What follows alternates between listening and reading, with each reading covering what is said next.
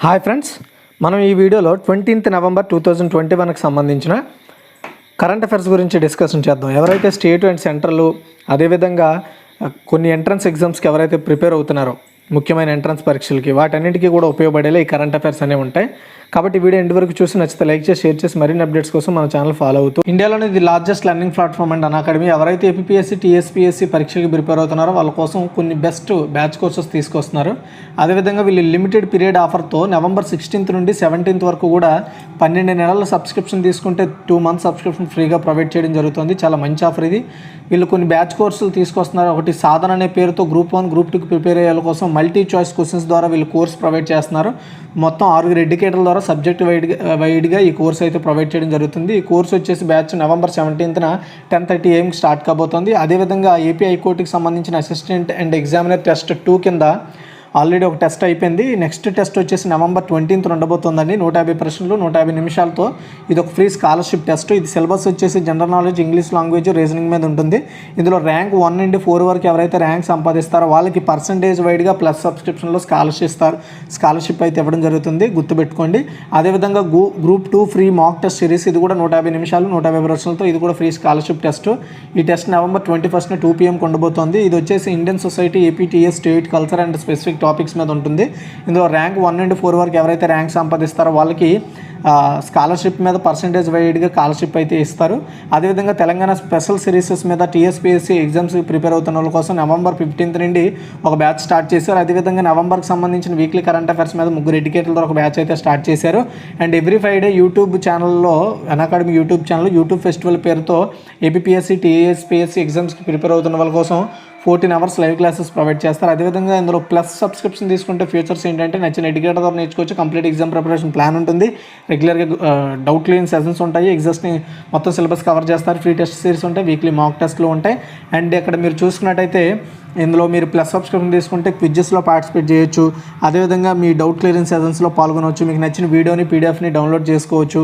ప్లస్కి అదేవిధంగా ఫ్రీకి డిఫరెన్స్ చూసుకుంటే ఫ్రీలో అన్ని లిమిటెడ్, ప్లస్లో అన్నీ కూడా కంప్లీట్ అన్లిమిటెడ్గా ప్రొవైడ్ చేస్తారు. ఇందులో 1 monthకి సబ్స్క్రిప్షన్ 1700. కింద డిస్క్రిప్షన్లో కోడ్ ప్రొవైడ్ చేస్తాను. ఆ కోడ్ వచ్చేసి EDU Tech 10 అనే కోడ్. ఈ కోడ్ వాడితే మీకు 1700 కాస్త 1530 రూపాయలకు రావడం జరుగుతుంది. అదేవిధంగా 12 నెలలది 9350, 8415గా వస్తుంది. అంటే మీకు 10% డిస్కౌంట్ వస్తుందన్నమాట. దీనికి సంబంధించిన లింక్స్ అన్ని నేను డిస్క్రిప్షన్లో ప్రొవైడ్ చేస్తాను. ఎవరికైనా ఇంట్రెస్ట్ ఉంటే ట్రై చేయండి. ఇంటి దగ్గర నుండి కోచింగ్ తీసుకో ఉండండి. మన ఫస్ట్ క్వశ్చన్ చూడండి. దేశంలోనే అత్యంత స్వచ్ఛమైన నగరంగా ఏది నిలిచింది 2021లో? గుర్తుపెట్టుకోండి. ఆన్సర్ చూసుకున్నట్టయితే ఇండోర్ అండి. దేశంలోనే అత్యంత స్వచ్ఛమైన నగరంగా మధ్యప్రదేశ్లో ఉన్న ఇండోరు మరోసారి ప్రథమ స్థానంలో అంటే ఫస్ట్ ప్లేస్లో నిలిచింది. ఇలా ఇండోరు ఫస్ట్ ప్లేస్లో నిలిచోవడం ఇది 5th time. 2వ స్థానంలో సూరత్ అంటే గుజరాత్, ఆంధ్రప్రదేశ్లోని విజయవాడ 3వ స్థానాన్ని దక్కించుకున్నాయి. దేశంలో పరిశుభ్రత రాష్ట్రంగా జార్ఖండ్ ఫస్ట్ ప్లేస్లో నిలిచింది, గుర్తుపెట్టుకోండి. ఈ మేరకు కేంద్ర పట్టణాభివృద్ధి మంత్రిత్వ శాఖ స్వచ్ఛ సర్వేక్షణ్ 2021 అవార్డులను ప్రకటించింది. విజేతలకు రాష్ట్రపతి రామ్నాథ్ కోవింద్ గారు ఈరోజు అవార్డులు ప్రదానం అయితే చేశారు, గుర్తుపెట్టుకోండి. స్వచ్ఛ సర్వేక్షణ్ 2021లో అత్యంత స్వచ్ఛమైన నగరంగా ఫస్ట్ ప్లేస్లో ఇండోర్ ఉంది. తర్వాత వచ్చేసి సూరత్ గుజరాత్, 3rd ప్లేస్లో విజయవాడ ఆంధ్రప్రదేశ్. అదే బెస్ట్ స్టేట్ స్వచ్ఛమైన రాష్ట్రాల్లో జార్ఖండ్ ఫస్ట్ ప్లేస్లో నిలిచింది. తర్వాత second one 2021 reporters without borders RSF press freedom అవార్డులను ఎంతమందికి ప్రకటించారు అంటే 3కి ప్రకటించారండి. ఓకే, ఆన్సర్ చూడండి. 3 2021కి సంబంధించి reporters without borders press freedom అవార్డులను ప్రకటించారు. అయితే జర్నలిజం సాధన, రక్షణ లేదా ప్రచారంలో ధైర్యాన్ని ప్రదర్శించిన జర్నలిస్టులు, మీడియా సంస్థలు లేదా NGOలు, నాన్ గవర్నమెంట్ ఆర్గనైజేషన్స్కి మద్దతు ఇవ్వడం కోసం ఈ అవార్డులు అయితే ఇస్తారు. అండ్ ఆ విభాగంలో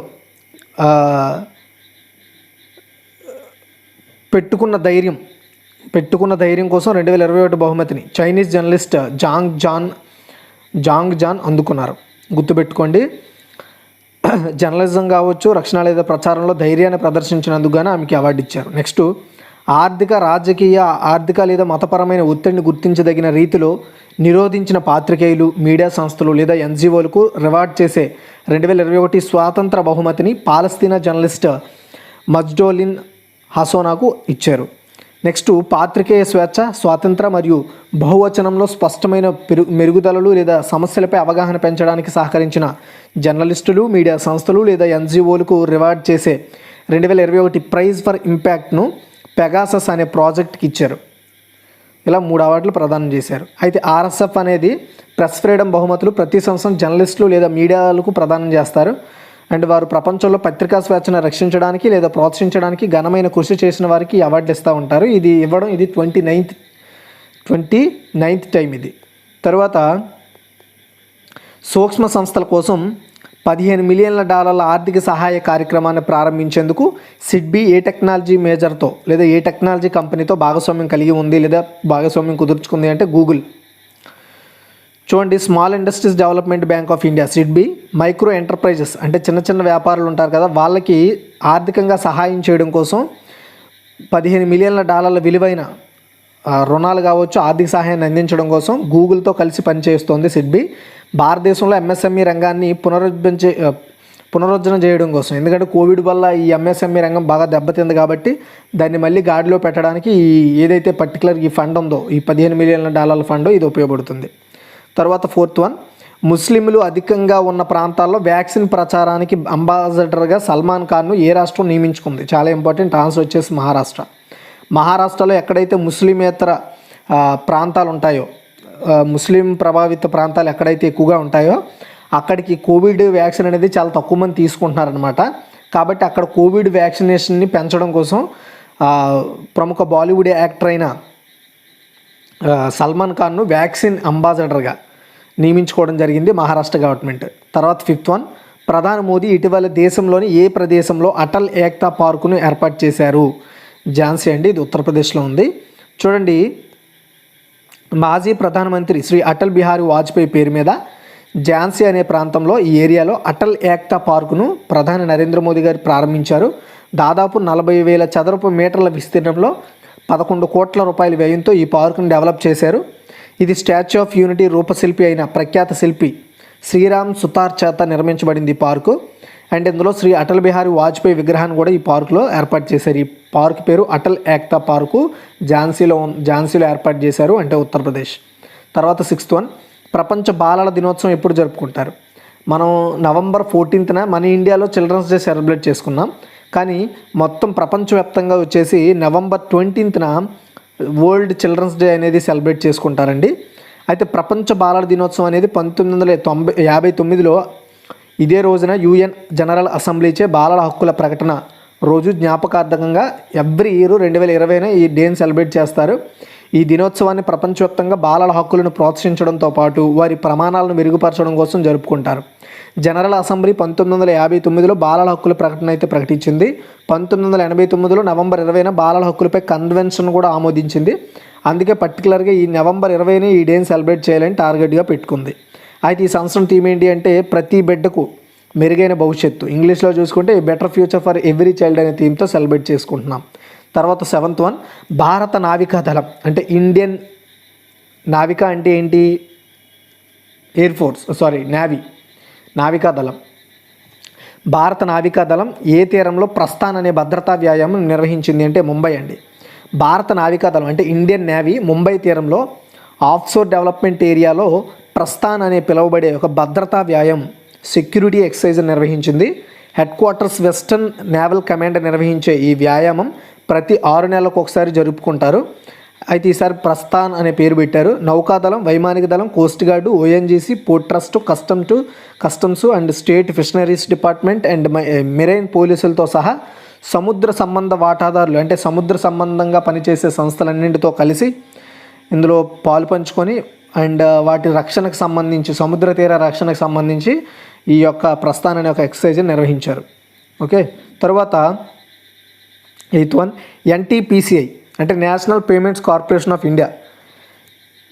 ఇది దీని అనుబంధ సంస్థ అయిన ఇంటర్నేషనల్ పేమెంట్స్ ఏ దేశంలో యూనిఫైడ్ పేమెంట్స్ ఇంటర్ఫేస్ UPI చెల్లింపులను ప్రారంభించడానికి నెట్వర్క్ ఇంటర్నేషనల్తో అవగాహన ఒప్పందం కుదుర్చుకుంది? చాలా ఇంపార్టెంట్ క్వశ్చన్. ఆన్సర్ చూసుకున్నట్టయితే UAE అంటే United Arab Emirates. National Payments Corporation of India యొక్క ఇంటర్నేషనల్ ఆర్మ్ అయిన అంటే ఇంటర్నేషనల్కి చెందిన ఒక అనుబంధ సంస్థ అయిన NPCI international payments NIPL UAE అంటే యునైటెడ్ అరబ్ ఎమిరేట్స్లో యూనిఫైడ్ పేమెంట్స్ ఇంటర్ఫేస్ అంటే యూపీఐ పేమెంట్స్ని ప్రారంభించడం కోసం నెట్వర్క్ ఇంటర్నేషనల్ అనే సంస్థతో ఒప్పందం కుదుర్చుకుంది. దేశంలో ఈ మొబైల్ ఆధారిత నిజ సమయ ఇన్ టైం చెల్లింపు వ్యవస్థను అంగీకరించడంపై తమ సహకారాన్ని పెంచడమే ఈ యొక్క ఎంఓయూ యొక్క ఉద్దేశం. ఎంఓయూ అంటే మెమోరాండమ్ ఆఫ్ అండర్స్టాండింగ్. అయితే యునైటెడ్ అరబ్ ఎమిరేట్స్లో ఉన్న ప్రధాన కార్యాలయమైన నెట్వర్క్ ఇంటర్నేషనల్ అనేది మధ్య ప్రాచుర్యం అలాగే ఆఫ్రికాలో డిజిటల్ కామర్స్ను ప్రారంభించే అతిపెద్ద సంస్థలో ఒకటి. అంటే డిజిటల్ పేమెంట్స్ కావచ్చు, డిజిటల్ రిలేటెడ్ బిజినెస్ను ప్రోత్సహించే ఒక సంస్థ. తరువాత 9 ఆత్మనిర్భర్ గ్రామ యాత్రను ఏ రాష్ట్ర ప్రభుత్వం ప్రారంభించింది అంటే గుజరాత్ అండి. గుజరాత్ ముఖ్యమంత్రి భూపేంద్ర పటేల్ గారు ఆత్మనిర్భర్ గ్రామ యాత్రను జెండా ఊపి ప్రారంభించారు. అయితే ఈ ఆత్మనిర్భర్ గ్రామయాత్ర యొక్క ఉద్దేశం ఏంటంటే గవర్నమెంట్ ఏదైతే ప్రొవైడ్ చేస్తున్న స్కీమ్స్ ఉన్నాయో ఈ స్కీమ్స్ని 3 days పాటు వివిధ ప్రాంతాల్లో, గుజరాత్లోని వివిధ ప్రాంతాల్లో ఈ కొన్ని వ్యాన్ల ద్వారా, కొన్ని వాహనాల ద్వారా పథకాలకు సంబంధించిన ప్రదర్శన చేస్తూ ఉంటారు. అట్ ది సేమ్ టైం ఇదే యాత్రలో భాగంగా 441.89 కోట్ల విలువైన దాదాపు 19,600 ప్రాజెక్టులను కూడా ప్రారంభం చేస్తారనమాట. ఇందులో భాగంగా గుర్తుపెట్టుకోవాలి. తర్వాత 10 టాటా స్టీల్ ఇండియా అంతర్జాతీయ ర్యాపిడ్ చెస్ టోర్నమెంట్ ఎవరు గెలుచుకున్నారు? ఇక్కడ ఎవరు అనేది ఇచ్చాను. టోర్నమెంట్ విజేత ఎవరు 2021కి గాను? ఆన్సర్ చూసుకున్నట్టయితే అర్జున్ అండి. చూడండి, టాటా స్టీల్ ఇండియా అంతర్జాతీయ ర్యాపిడ్ చెస్ టోర్నమెంట్ 2021లో తెలంగాణ గ్రాండ్ మాస్టర్ అయిన ఎరిగైసి అర్జున్ ఛాంపియన్గా అవతరించాడు. 9 రౌండ్లతో జరిగిన ఈ టోర్నీలో వరంగల్ జిల్లాకు చెందిన 18 ఏళ్ల అర్జున్ 6.5 పాయింట్లతో అగ్రస్థానాన్ని దక్కించుకొని విజేతగా నిలిచాడు. పశ్చిమ బెంగాల్ రాజధాని నగరం కోల్కతాలో ఈ టోర్నీ అనేది కంప్లీట్ అయింది. తర్వాత వచ్చేసి 11 మహిళా వ్యాపారవేత్తలకు సాధికారత కల్పించడం కోసం ఏ సంస్థ 4 ప్రభుత్వ సంస్థలతో జత కట్టింది లేదా భాగస్వామ్యం కుదుర్చుకుంది? ఏదైనా అనవచ్చు. ఆన్సర్ చూసుకున్నట్టయితే అమెజాన్ అండి. అమెజాన్ మనందరికీ తెలుసు, ఇది ఒక కామర్స్ కంపెనీ.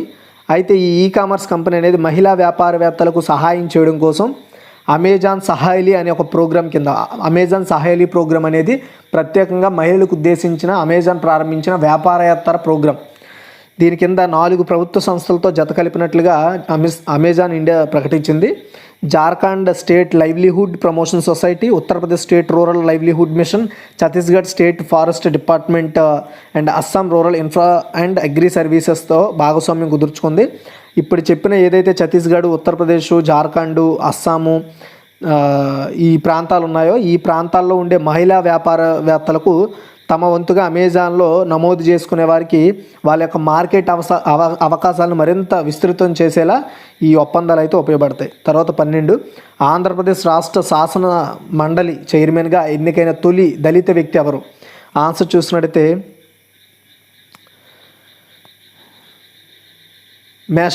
మేషేన్ రాజు. ఓకేనా, గుర్తుపెట్టుకోండి, మేషేన్ రాజు. ఆంధ్రప్రదేశ్ రాష్ట్ర శాసన మండలి, గుర్తుపెట్టుకోండి, శాసన మండలి, అసెంబ్లీగా, శాసన సభ కాదు, శాసన మండలి చైర్మన్గా కొయ్యే మేషేన్ రాజు ఏకగ్రీవంగా ఎన్నికయ్యారు. ఆయన అభ్యర్థత్వాన్ని రంగుల ప్రభాకర్ రెడ్డి ప్రతిపాదించగా సభ్యులు దువ్వాడ శ్రీనివాసరావు, బల్లి కళ్యాణ్ చక్రవర్తి బలపరిచారు ఆయన్ని. ఏదైతే మేషేన్ రాజు ఉన్నారో ఏకగ్రీవంగా ఎన్నికైనట్లుగా ప్రోటెం చైర్మన్ విటపు బాలసుబ్రహ్మణ్యం ప్రకటించారు. రాజును ముఖ్యమంత్రి వైఎస్ జగన్మోహన్ రెడ్డి, రాష్ట్ర మంత్రులు, ఇతర పార్టీ నేతలు తోడ్కొని వచ్చి చైర్మన్ కుర్చీలో కూర్చోబెట్టడం జరిగింది. ఓకేనా, గుర్తుపెట్టుకోండి, చాలా ఇంపార్టెంట్ ఇది. అయితే దీంతో పెద్దల సభగా పిలుచుకునే మండలి చైర్మన్గా పదవి చేపట్టిన తొలి దళిత వ్యక్తిగా రాజు గుర్తింపు పొందారు. ఏపీ శాసన మండలిలో మొత్తం 58 సీట్లు ఉన్నాయి. తర్వాత 13 ఇందిరాగాంధీ శాంతి నిరాయుధీకరణ అభివృద్ధి పురస్కారం 2021 అందుకున్న సంస్థ ఇది. ప్రథమ్ వ్యక్తులు సంస్థలకు ఎవ్రీ ఇయర్ అందించే ఇందిరాగాంధీ శాంతి నిరాయుధీకరణ అభివృద్ధి పురస్కారం 2021కి ప్రముఖ స్వచ్ఛంద సంస్థ అయిన ప్రథమ్ ఎంపికైంది. భారత మాజీ ప్రధాన న్యాయమూర్తి జస్టిస్ టిఎస్ ఠాకూర్ నేతృత్వంలో అంతర్జాతీయ జ్యూరీ ఈ అవార్డును ప్రథమ్ను ఎంపిక చేసింది. అవార్డుకు ప్రథమ్ సంస్థని. ఈ విషయాన్ని ఇందిరాగాంధీ మెమోరియల్ ట్రస్ట్ నవంబర్ 19న ప్రకటించింది. పురస్కారం కింద 25 లక్షల నగదు ప్రశంసా పత్రాన్ని ఇస్తారు. ఓకే, తర్వాత 14 ఫ్లిప్కార్ట్ హెల్త్ ప్లస్ అనే ఒక ఆన్లైన్ ఫార్మా సేవలను ప్రారంభించడానికి ఫ్లిప్కార్ట్ ఏ సంస్థలో మెజారిటీ వాటాను కొనుగోలు చేసింది? ఆన్సర్ చూసుకున్నట్టయితే సస్తా సుందర్ అంటే సస్తా సుందర్.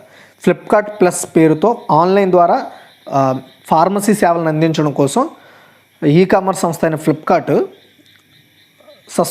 సస్తా సుందర్ అనే ఒక మార్కెట్ ప్లేస్ అనే ఒక ఆన్లైన్ ఫార్మసీ సంస్థ నుంచి ఆ సంస్థలో మెజారిటీ వాటాను కొనుక్కుంది. డిజిటల్ హెల్త్ కేర్ ఫార్మసీ రంగానికి సంబంధించి 490 ఫార్మసీల్లో నెట్వర్క్తో దేశవ్యాప్తంగా సేవలు అందించడం కోసం ఫ్లిప్కార్ట్ అనేది ఈ ఒప్పందం చేసుకుంది. ఇకపై ఇప్పటివరకు వస్తువులు, బట్టలు వీటిల్లోనే కాకుండా మెడికల్ ప్రత్యేకంగా ఫార్మసీ సెక్టార్లో కూడా ఫ్లిప్కార్ట్ అనేది వచ్చేసింది. చాలా ఇంపార్టెంట్, గుర్తుపెట్టుకోవాలి. అయితే ఇప్పుడు మనం కిక్ రివ్యూ చూద్దాం. దేశంలో అత్యంత స్వచ్ఛమైన నగరంగా ఏది నిలిచిందంటే Indore. And 2020 reports without borders press freedom అవార్డులు ఎంతమంది ప్రకటించారంటే 3కి.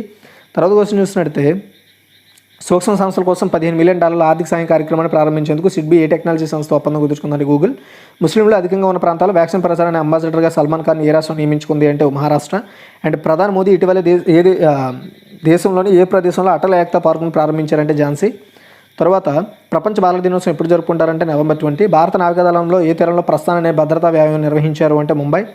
తర్వాత క్వశ్చన్ చూసుకున్నట్టయితే ఎన్పిసిఐ ఇంటర్నేషనల్ పేమెంట్స్ ఏ దేశంలో యూనిఫైడ్ పేమెంట్స్ ఎంటర్ప్రైజ్ చెల్లింపులు ప్రారంభించడానికి నెట్వర్క్ ఇంటర్నేషనల్తో అవగాహన ఒప్పందం కుదుర్చుకుందంటే యూఏఈ.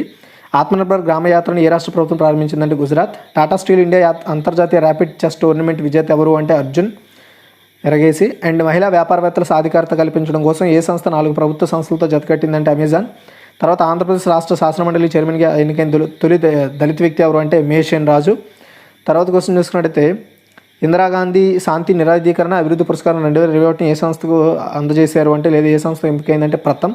తర్వాత ఫ్లిప్కార్ట్ ప్లస్ అనే ఆన్లైన్ ద్వారా సేవలను ప్రారంభించడానికి ఫ్లిప్కార్ట్ ఏ సంస్థతో మెజారిటీ వాటాను కొనుగోలు చేసిందంటే సస్తా సుందర్. ఓకేనా, థ్యాంక్స్ ఫర్ వాచింగ్.